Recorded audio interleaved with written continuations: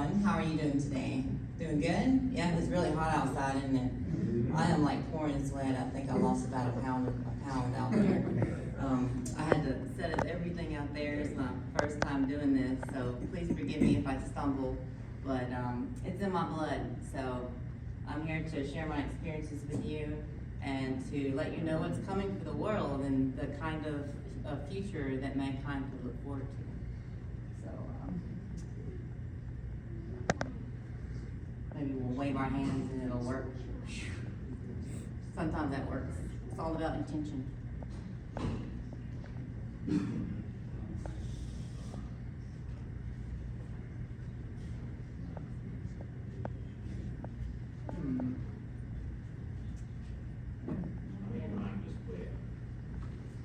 Just double click the number 1 and see if it pops up.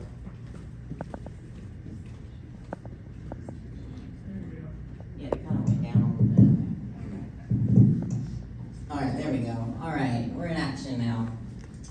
All right, so I'm going to talk about my first experience that happened in 2024, and it was on January 6th. So it was like any other day, except I went to the dentist on about May 24th, about 2 weeks prior. I think that math adds up. But the doctors gave me anesthesia, and for some reason, the anesthesia affected my brain awkwardly. Like I was getting really fatigued and tired about midday, and it was really affecting my day job. I literally had missed work because of it. So I finally, before I went to bed, I asked the Federation, the conglomerate of ETs that are working together to help humanity, I asked them to help me. So I went to bed, and I woke up with these marks on my back. Now this is called the red grid mark phenomenon. Now a lot of people say, oh, you laid on a chair or a table or whatever. No, it was not that. There are thousands of individuals out there with these markings and other patterns as well. So as you can see, I have one on my right and left side. And there's the left side. You can see it's a diamond pattern. That one's very faint. You can see it better on the right side there. Now, they didn't burn, they didn't sting or anything, but the most important thing is when I woke up with the marks, I felt amazing. I felt like I could run a marathon. And I was so, so grateful. So as I continued, we'll get to that in a minute. So as I continued throughout the day, I was like, oh my God, this is great, right? So before I went to bed that night, when I went home, I said, okay, I know you did something because I feel amazing. You left evidence on my back. I'm like, just square with me, like, let me know what happened. Please tell me something, right? So it was like it was happening all over again. When I went to sleep, I was literally on the ship. It felt like I was there, like I went to the past and we experienced this. So I woke up, I was laying on a white table in a white room, completely crisp, clean environment. And I felt so much love coming from everywhere. And I was just so relaxed. It's like amazing. And I felt the presence of grays nearby on my left and right side. So I tried to look, like turn my head to the left and right, but I couldn't. Usually the grays, for some reason, they don't let me to look at them directly into their eyes. My theory is that if I look in their eyes, that I won't be able to remember more and they won't be able to suppress my memory as much. So it's just a theory though. But anyway, after I realized I couldn't turn my head to the left or right, I tried to look down at the end of the table, and this is what I saw. 4 or 5 beings, all dressed in tight blue suits with blonde hair, all male, and collectively, in my mind, telepathically, they said, shh, it's okay. And then I went back to sleep.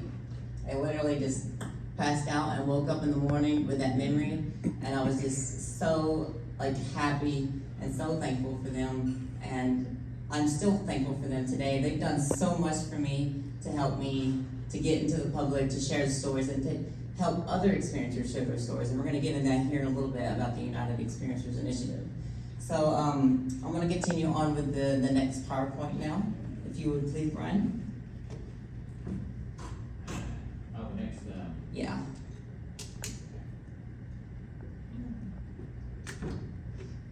So just a few things when we're waiting on that. Is it the SAM? Yeah. So a few things about abductions.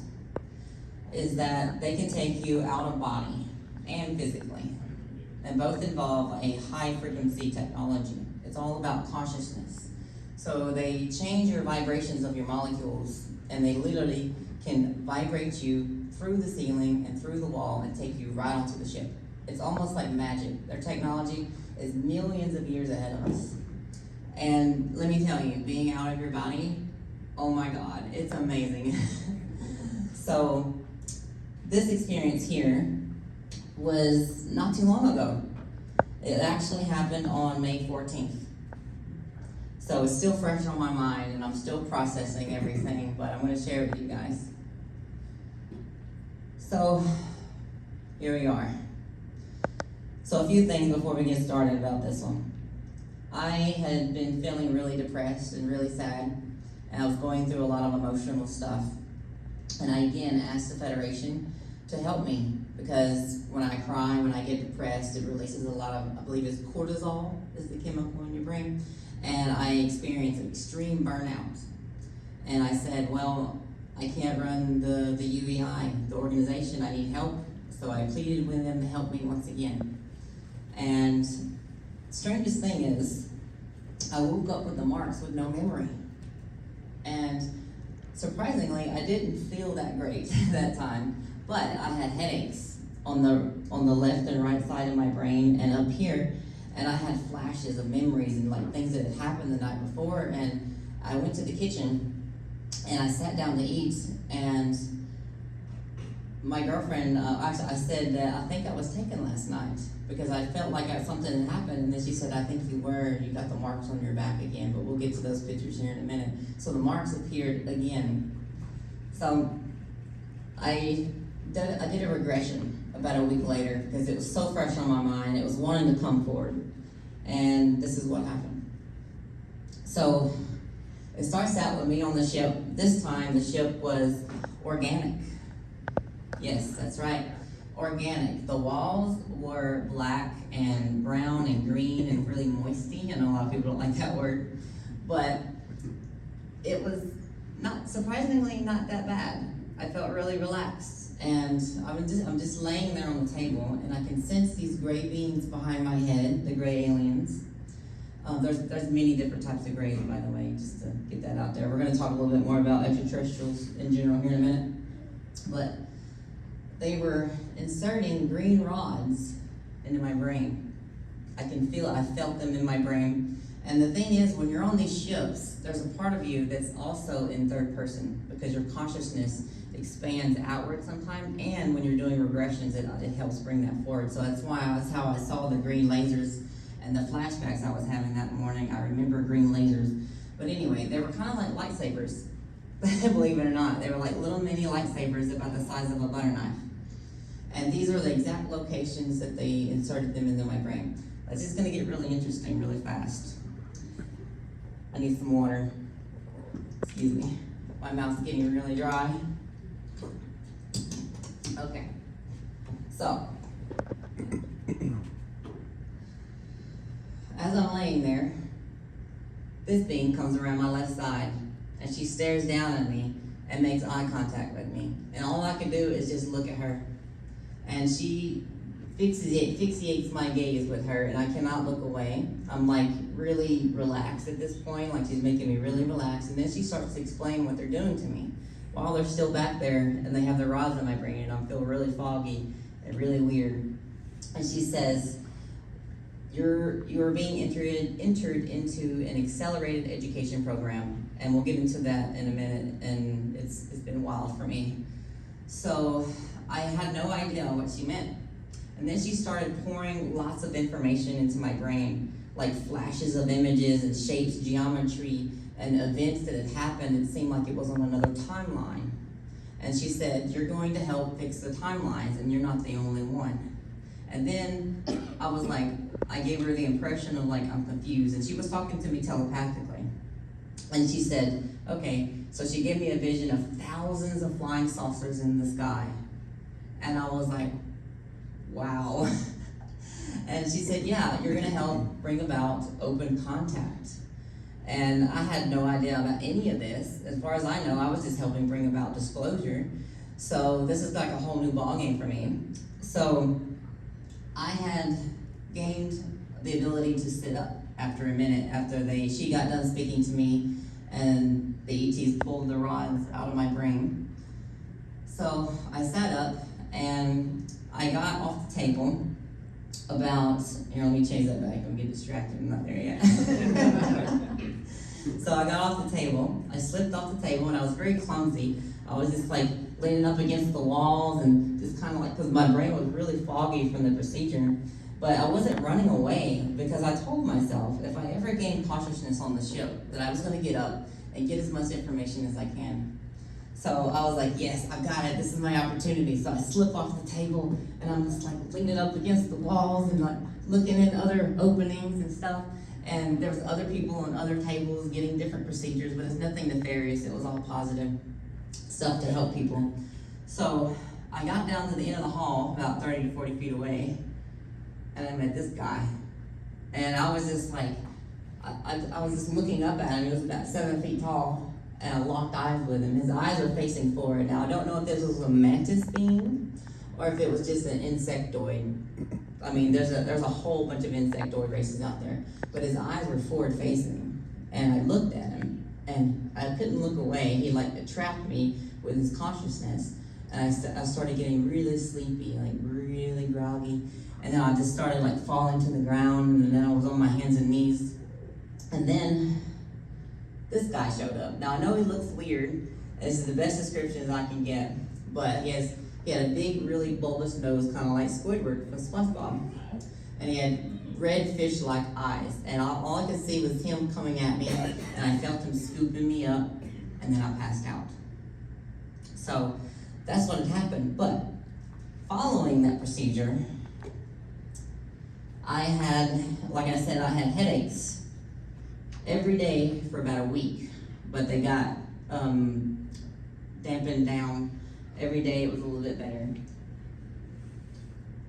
But as the days went on, I was traveling in my dreams. I was going to other timelines.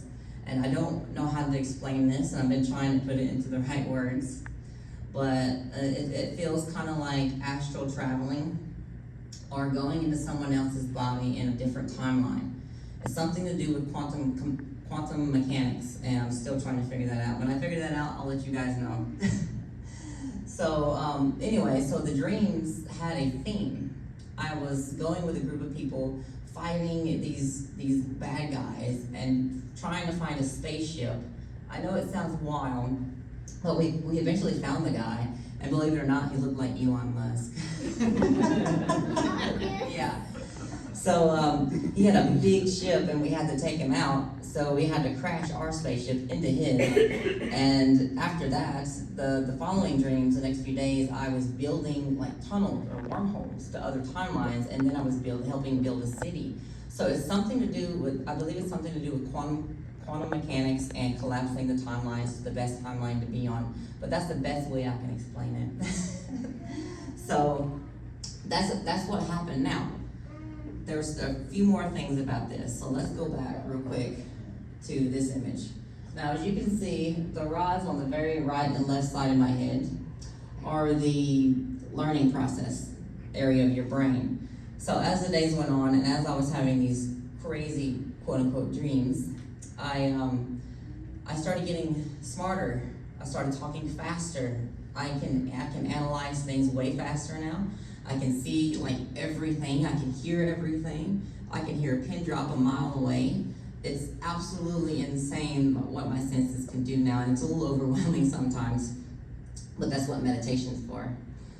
But the top rods on the top of my head is to do with the sensory part that I just mentioned. That's the sensory part, and then the ones on the side are the knowledge and being able to process information. So that's that experience.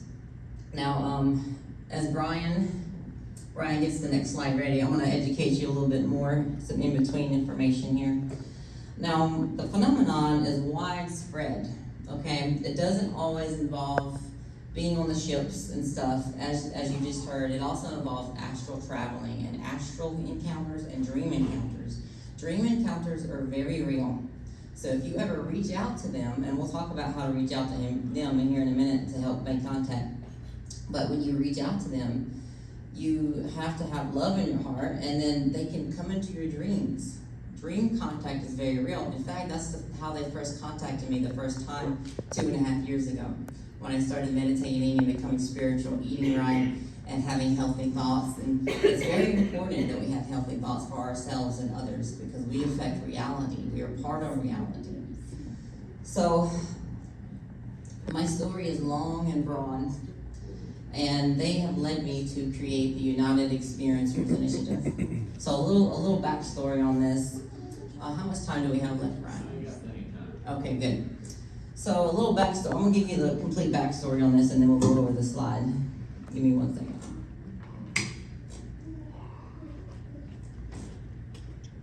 Believe me, I've got a lot of stuff to talk about if we ever need fillers and stuff. So, okay. Where do I start? There's a lot of stuff.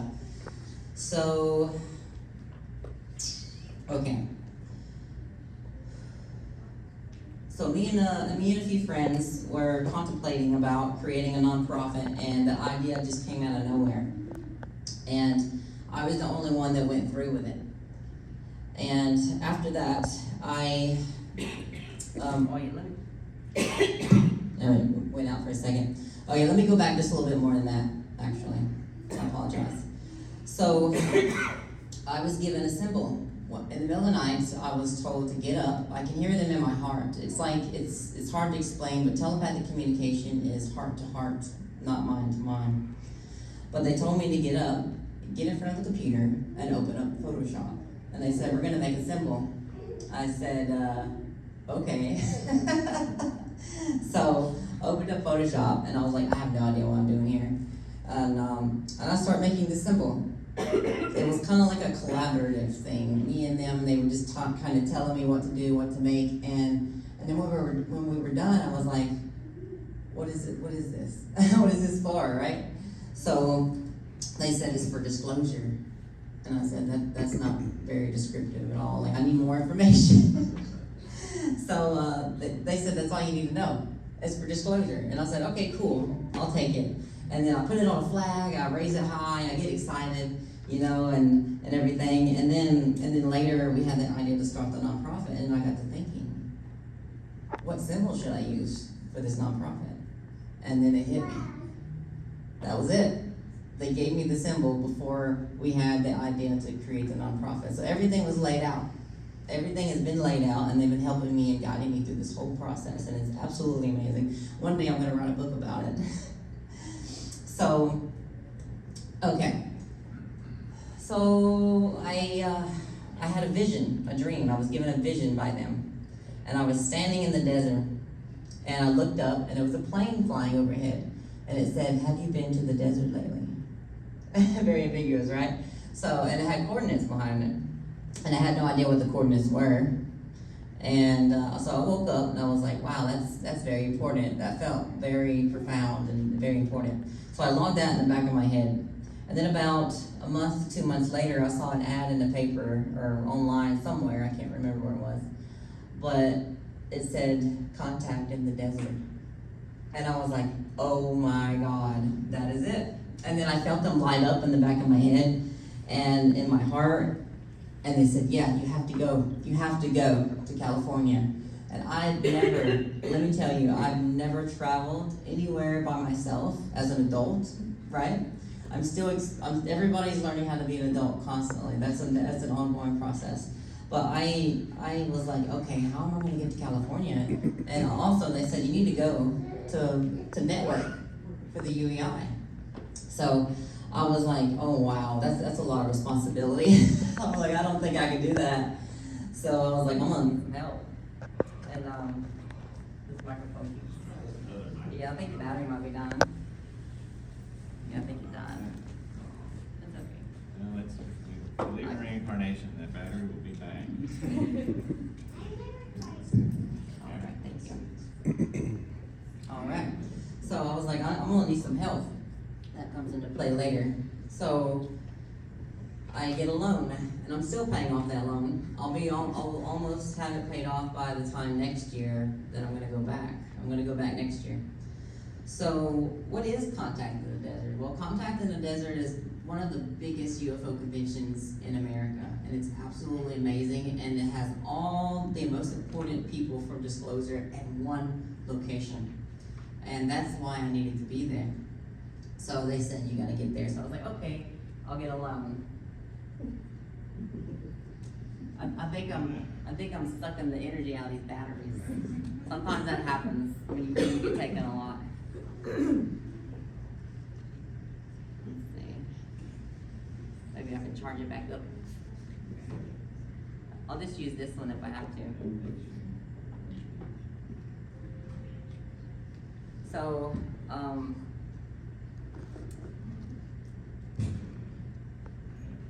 you're okay. I just had to project, Yep. not astral. I've been doing enough of that.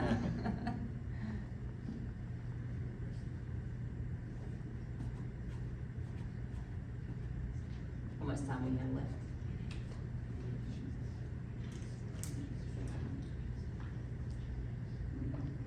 Do we have 16? All right, here we go. All right. I'll tell the lady here, she's gonna check this. Okay, it's all right. We will persevere. All right, so 2 weeks before I went to California to get on the plane, I was robbed. My purse was literally taken out of my car, and someone stole my wallet and my ID, everything that I needed to get on that plane, right? So I was like panicking. I already bought the ticket, I booked the hotel and everything. And I was like, man, how am I gonna get on this plane? How am I gonna make this work? So I just continued on. I had hope, I had faith. And then I went and got my ID, or applied for my ID. I didn't get it till after I got back. So 1 week before I get on the plane, they, the person in charge, we won't name any names, issued a law that you have to have a real ID to get on a plane. And I was like, oh my God, here we go again. How am I gonna get on this plane? I was like breaking out. I was just like, oh my God, I was so stressed. But I should have had more faith. I had a stack of documents about a mountain high to get on this plane. And I go to the airport, and I had my very important, oh wait, let me go back, sorry, I skipped something. So the day before I get on the plane, I was offered what my job calls VL, voluntary leave for that day. We had extra people the day before my trip that I didn't even know if I was gonna be able to go. So I was like, VL, yeah, voluntary leave, I'm out of here, right? So I go to my car, and I'm sitting there, and I feel them come into my consciousness, and they say, you need to go to the DMV and get your sign up for your real ID. And I was like, it's the day before, there's no point, they're just gonna give me a little piece of paper. So I was like, okay, I'll do it. It was right next door. You know, what could it hurt, right? So I do that, and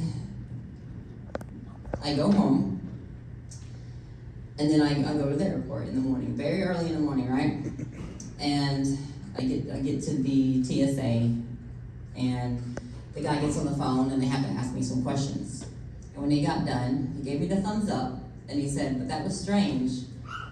They usually don't answer that quick, and if they hadn't answered that quick, I probably would have not got on the plane. So that's one of the strange things. Also, I put all my documents in my suitcase. They were under the plane, but I had the most important ones in an envelope by my side. And the very ones that I got the day before was the ones that got me on that plane. So I get to California, I meet amazing people, oh my God. It was absolutely amazing. It was just like a dream come true. I felt like I was in heaven, being around other experiencers and people that was fighting for disclosure.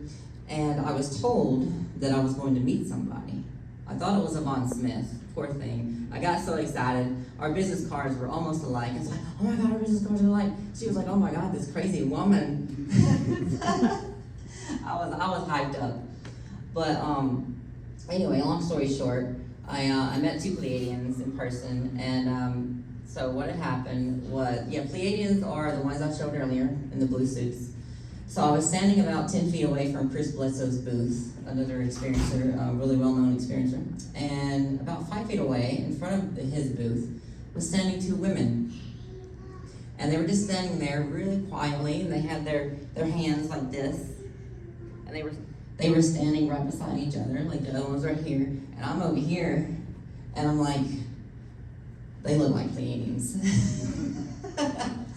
And I'm like, nah, maybe it's just humans that look like Pleiadians, but they were giving off this aura, how you just know, especially if you're an experiencer, you can tell, you can feel it. So I look at them, and they look over at me. I'm like, oh my God, can they read my mind? So I walk up to them, and then I was like, oh my God, they really do look like Pleiadians. And then out of nowhere, it was gone. The thought had left my mind. And I was just staring at them, and I was like, oh yeah, what did I walk up for? Oh, I'm networking. I gave them my card and everything, and told them about the United Experiences Initiative, and the whole time they were just smiling, just nodding their head, and they were wearing black velvet in California, one of the hottest days. And if you look real close, you can see it was shiny. It was really interesting. But that thought had left my brain that they were aliens at that moment. And then we'll get back to that. But after I walked away, they kept looking at me. Like the other one was looking over like this, and the other one was just standing there, and they were looking over, and just smiling, very awkwardly, smiling at me, just very off-putting, but very, very nice at the same time. And it just felt like thankful energy. It's like they were giving me thanks, and they were appreciative of everything that I was doing for disclosure. So I get on the plane to go home, and I have the feeling to look out the window, and I see a cigar-shaped craft. I don't have the picture today, I apologize.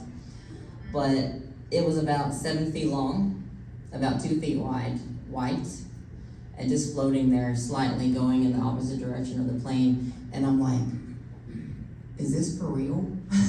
I'm like, I've seen saucers, I've seen oars, but never anything in the plane, like up in the air. That was a whole other experience. So after I finally come to my senses, I grab my phone. You know what I do? Picture, picture, picture, picture. I never click video, and I'm still kicking myself for that. But I got a bunch of pictures of it, and I'll probably post them on the website at some point for you guys to check them out if you want to check them out. But I'm like taking all these pictures, and I'm like so excited. And I look to the woman next to me, and I say, I just saw a cigar-shaped craft out the window, and I'm just like hyped up. And she's like, cool. And I'm like, are we on a different wavelength? Like, what is going on here? So the whole time I was like, should I say something to anybody? Well, they're probably gonna lock me up in the back of the plane, right? So I'm like, no, this is just for me, and I've got the evidence. But it was an amazing experience, and then as I went along, it happened 2 more times. But these crafts were further away. One was a silver craft far away, the other one was a little black dot, and they hovered there, and I documented them and reported them to MUFON. So after I got home, it hit me like a ton of bricks. And I was like, oh my God, I remember those were Pleiadians, and they literally had wiped my memory because they wanted me to focus on networking. Isn't that wild? It's absolutely wild. And one more thing, going back, when I got to California, I had to stay at a different hotel before the main hotel for the event. And the woman at the desk said, I can't let you in this hotel without an ID. And then she paused for a moment, and then she said, but I'll let it slide this time, but don't tell my boss. And I was like, oh my God, you're such a blessing. But I couldn't help to think that maybe they were influencing her to keep me off the street and keeping me safe. So, but yeah, what an amazing trip that was. Absolutely amazing. It's gonna be in my book. So I wanna talk about the United Experiencers Initiative here for a second. Let me get some water. I moved my water over here. I'm all over the place. I also have some flyers here and some business cards when we get done if you guys want any. Thank you. All right, we're gonna go through this pretty smoothly here. I'll move this over here so I'm not looking for it. All right, so So the United Experiences Initiative, what is it? It's a 501c3 nonprofit organization, which means if you donate, it's tax deductible for you. It's legit. And I'm the founder and CEO, of course. And here is what is the UEI? Together we are one, right? So the United Experiences Initiative, UEI, is a 501c3 nonprofit dedicated to supporting individuals who experience contact with non-human intelligence, UAP phenomenon, expanded states of consciousness, so that we may share our message that love, very important, is the key to peace on earth, global contact with NHI, and the road to a better future. When you want a better future with no more 9-to-5 jobs, everybody gets free health care, free education, and free housing, yeah, we would like that too, and the extraterrestrials want the best for us. So, experiencers often face isolation, disbelief, and social consequences simply just for speaking honestly and speaking out about what they've lived through. Together we can change that because we are disclosure. So our 5 pillars are experiencer support, safe spaces where your story matters and your voice is heard, destigmatization. I really have a hard problem with that word. I don't like that word anyway. Well, the stigma is the word I don't like. Education. Replacing fear and ridicule with understanding. Advocacy and policy is the third one. Ensuring experiencer voices are included in the broader disclosure movement. Where are we at? We've heard from congressmen, we've heard from whistleblowers. They're very important, yes, don't get me wrong. But who is representing experiencers? Who's getting our voice out there? We have something to say, and we have something to bring to the table. And number 4 is ethical research, collaboration with integrity, experiencers as partners, not subjects. And number 5, community infrastructure, building the networks and tools that connect and empower us all to help us come together to help humanity. So our mission, contactees have often been given the same message. Even me. They were never meant just for us, they were meant for all of humanity. So here they are. Love each other, very simple. Love ourselves, have compassion, have forgiveness. Know that we are one. Everybody is one. We're all connected on this planet. We're all in this together. Everything is connected. And to take care of the planet we call home, because the planet is alive in its own way. We don't quite understand it. Scientists don't quite understand it yet, but they're getting there. But the planet is a living system, and we are part of that system. And it's up to us to keep it alive and keep it healthy. So what we advocate for, this is very important. Now, right now, we're just a 501c3. There's a 501c4 code that we can go for in the future, but it'll be a separate branch that we can actually push for this through legislation at the White House, which hopefully I'll be at the White House in about a year or maybe 2 years from now, we'll see. But this is what we advocate for right now, and later we're going to be pushing for it. But better mental and spiritual and physical health for everyone, and free, I might add. No more homelessness. This is absolutely ridiculous. We have an abundance of resources on this planet and people that want to help, but who restricts us? The government, right?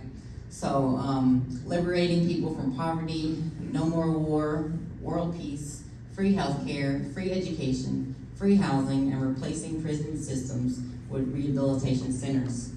Because we've been locking people up and making people worse. We need to get to the root of the problem and make people more productive, part of society. And if we can't rehabilitate them, then we'll just put them on an island somewhere and they can just live amongst themselves. And we'll have robots watch over them. How about that? And then experiencers often face isolation, disbelief, and social consequences simply for just speaking honestly about what they've lived through. Together we can change that because we're disclosure. We're here to give you a podium and the courage and the strength so you can share your story without fear or ridicule or dismissal. Let's dissolve stigma together so that we may help the world unite together in love. And we welcome everyone in the UEI. You don't have to be an experiencer. You don't have to ever have seen a UFO or an alien. We just want people, anybody, allies, believers, peacekeepers, people who want a better world. If you want a better world, you need to help experiencers get the word out so we can help change the world about what the ETs have told us. It's very important. It's not a single event, disclosure is. It's a process, and experiencers are at its center. And coming soon, if you want to get involved with the UEI, I have flyers over here. You can sign up on the website, and we're going to be doing Earth cleanup crews, cleaning up the environment in different parts of the world. We'll have chapters all over. We have almost 200 members now. Actually, I think we're over 200. And we're going to be getting together and cleaning up the environment. It's very important because we have to set an example for everyone else. NHI contact meditation groups around the world. Now, this is very interesting and important because we can help you make contact. And maybe in the future, maybe next year I'll come and we'll do, when we have more time, we'll do a meditation together to make contact in your mind.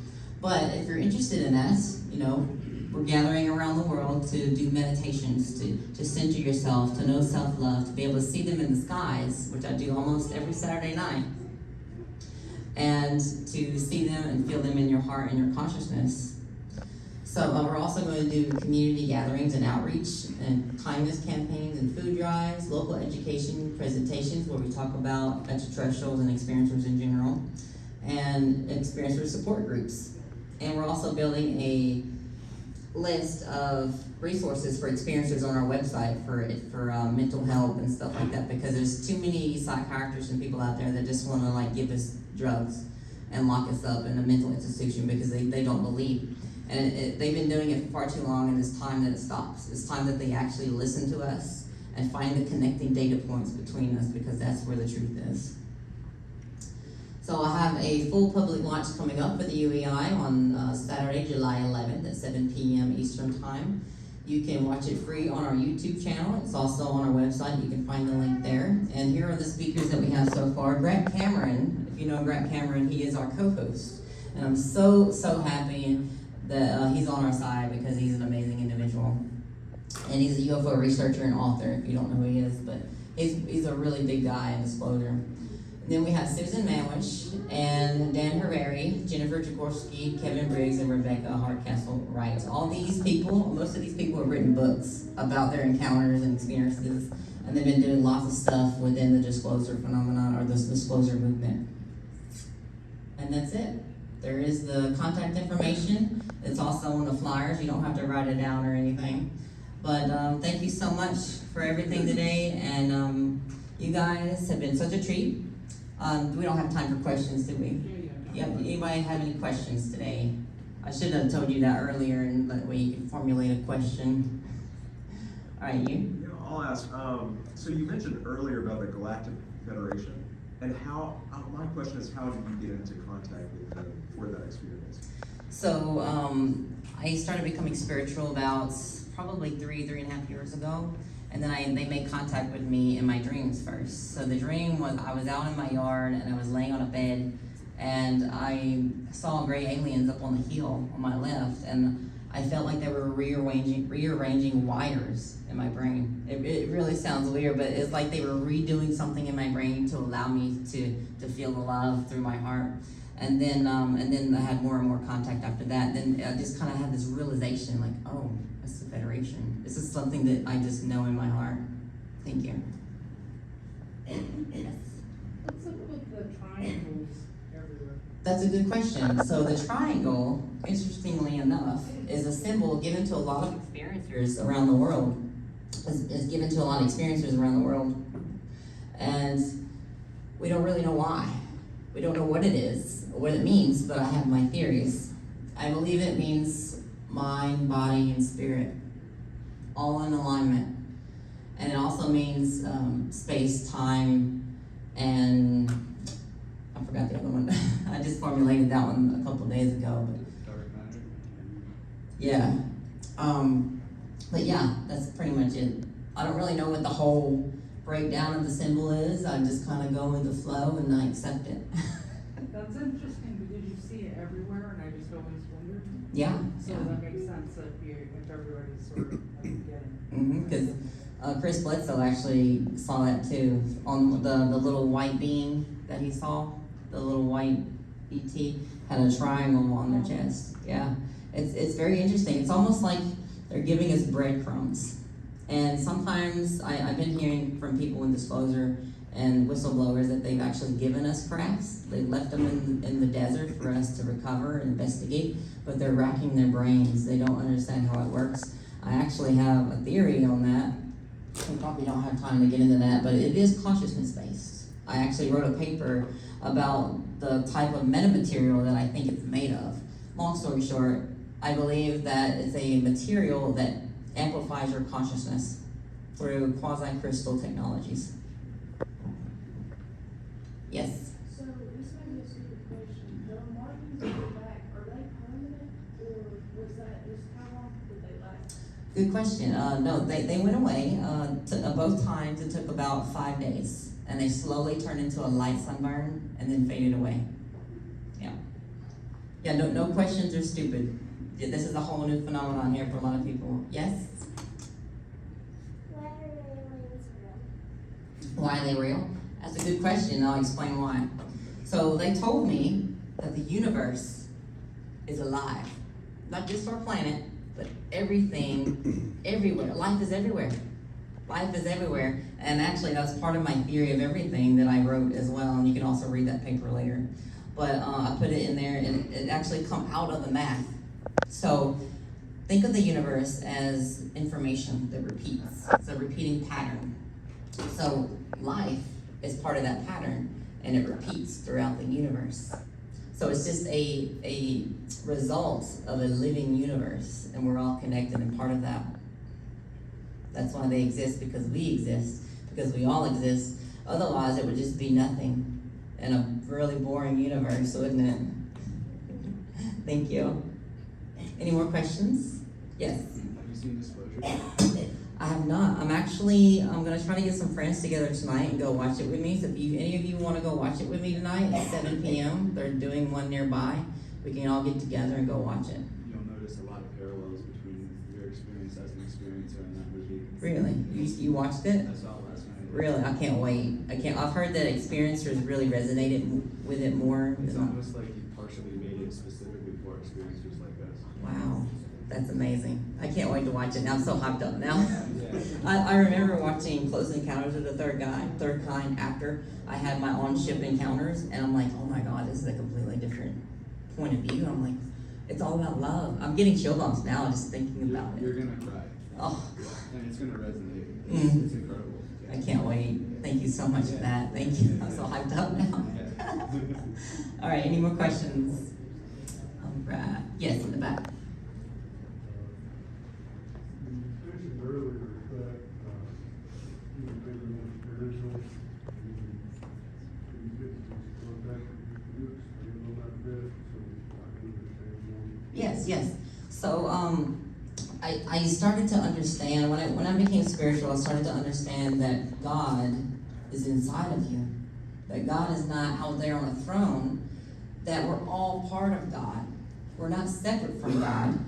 The separation is an illusion. And once you feed into that illusion, you separate yourself from the divine energy within your heart. And once you understand that God flows through all of us, all of consciousness, that the entire universe itself, everyone, every blade of grass, every rock, every tree, every little thing is God. And when I understood that and sat with that and became more one with everything, that's when they contacted me. Thank you. All right. Let's everybody give Nadalee a big hand. Thank you for sharing your experience with us. And next up, we've got Dr.